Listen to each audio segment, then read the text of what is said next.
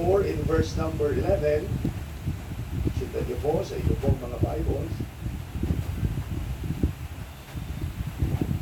Are you there? Amen?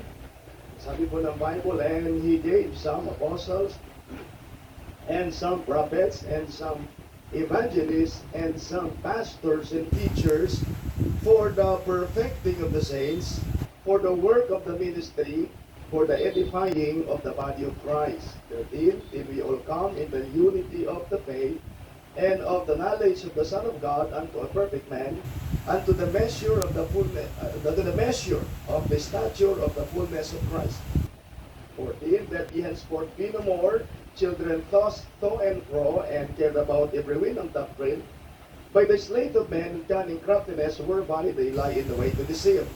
But speaking the truth in love may grow up in him in all things, which is the head, even Christ. 16, from whom the whole body fitly joined together and compacted by that which every joint supplieth, according to the effectual working in the measure of every part, make it increase of the body unto the edifying itself in love. Let's go to the word of prayer. Loving Father, we thank you so much for this wonderful day na binigay niyo sa amin. Even though kahit sa lugar po, we are affected of the typhoon.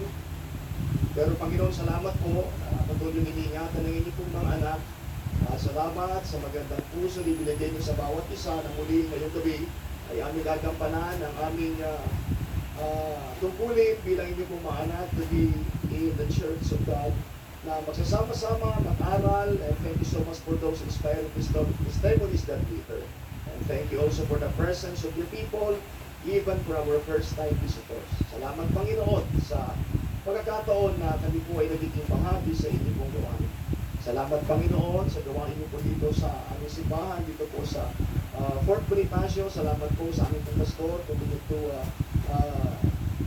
take care of him as naroon po ngayon sa Australia, na pwede mo pag-provide ito ng kanyang pong pagpapalo.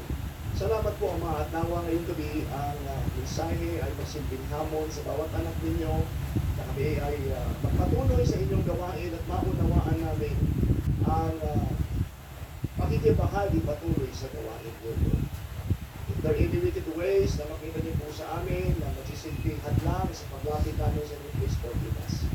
Salamat po dear Lord. All I want, as always, is my always prayer and pakikiusap sa inyo na maging pagpapala sa inyo po mga.